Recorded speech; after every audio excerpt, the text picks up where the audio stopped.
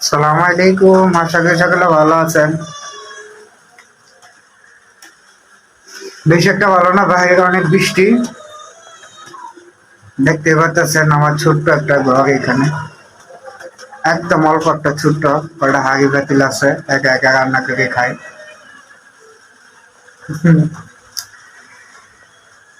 হয়তো বা পরিস্থিতি এরকম, কিচ্ছু করার নেই।